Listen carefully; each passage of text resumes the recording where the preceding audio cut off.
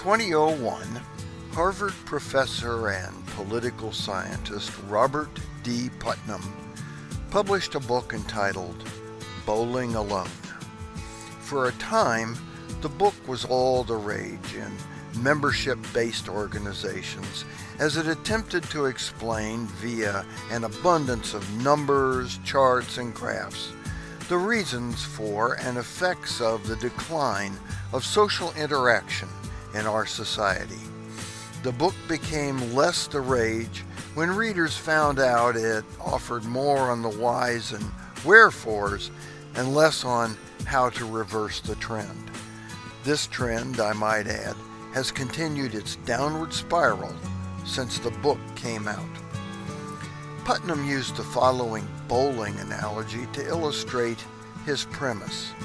While the number of people who are participating in the sport of bowling has increased, really? If he says so. Participation in organized bowling leagues has declined. We are therefore bowling alone. So let's channel this over to Freemasonry.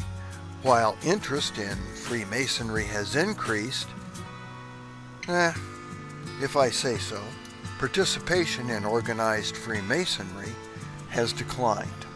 I got to thinking about this while reading an article by Robert Johnson entitled, "What if we actually did Masonry?" In it, Right Worshipful Brother Robert wondered what would happen if, instead of running business-saturated lodge meetings like we do now, we used the bulk of each meeting for Masonic education.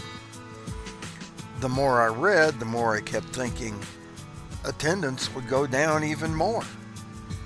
Fortunately, Robert backed me up on that when he said, what would happen if we all changed the order of business so that Masonic education came right after the opening? What would happen if we spent 20, 30 minutes, dare I say an hour, on a topical presentation complete with questions and answers with discussion from the brothers? The chances are we would lose a lot of members by doing this. Part of the issue is our society has become so over the top. Back in the day, you could go to a rock concert and watch the band simply set up and rock on.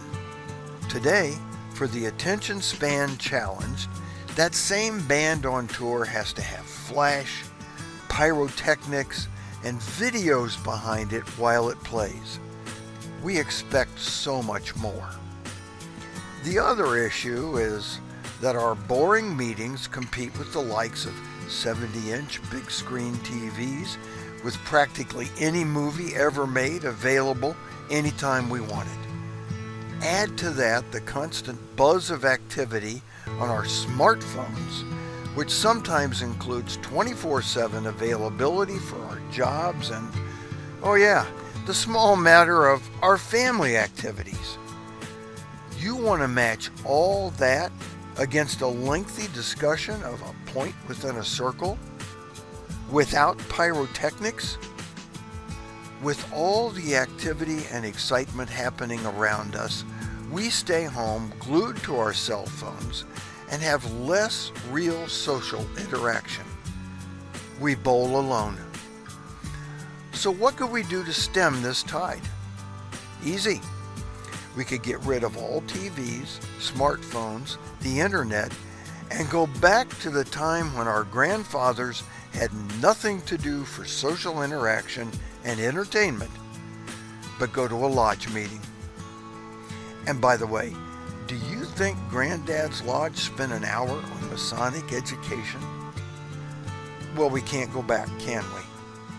But we can take advantage of what we have. If you want Masonic education, go get it.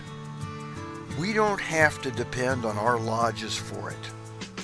And more than Granddad, who had to borrow a book or go to the library, we have the world at our fingertips. Listen to podcasts like Whence Came You or the Masonic Roundtable. Read Masonic blogs like the Midnight Freemasons. Do some research and write an article or two. Who knows where this can lead? Maybe, and I know this is radical, one evening you can take your brothers by surprise, stand up, and present what you've learned in lodge. Be careful. You should probably start out as if you're announcing a chili supper, then ease into your real purpose for speaking. The fact is, if we don't get a lot of what we want in lodge, the fix starts with each of us individually. It's just the way things are today.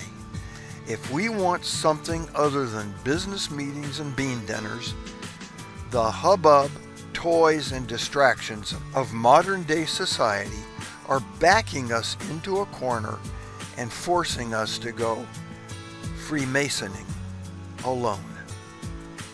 For the Whence Came You podcast, this is Steve Harrison with the Masonic Minute.